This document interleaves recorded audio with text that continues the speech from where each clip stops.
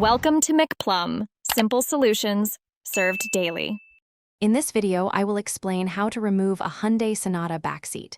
Before we begin, ensure you have a few basic tools, such as a socket wrench, typically a 12mm socket, and possibly a trim removal tool. Make sure your car's rear area is clear of any obstructions. The process involves two main parts. First, the bottom seat cushion, then the upright seat back. To start, focus on the bottom seat cushion. You'll find two locking tabs, one on the front left side and one on the front right side.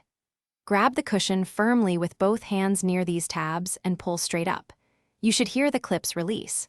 Once loose, carefully maneuver the seatbelt buckles through their openings in the cushion, then remove the cushion from the vehicle. With the bottom cushion removed, you can now access the bolts holding the seat back in place. There are typically 2 or 3 bolts located at the bottom of the seat back, near the floor. Use your 12mm socket wrench to remove these. After the bolts are out, lift the entire seat back straight upwards to release it from the hooks at the top.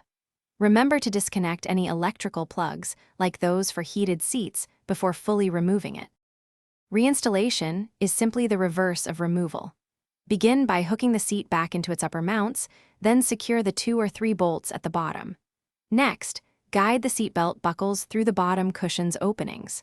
Align the cushion's clips with their receivers and push down firmly until they click into place.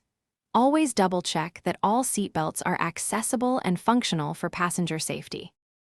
Thanks for watching. Stay juicy and subscribe.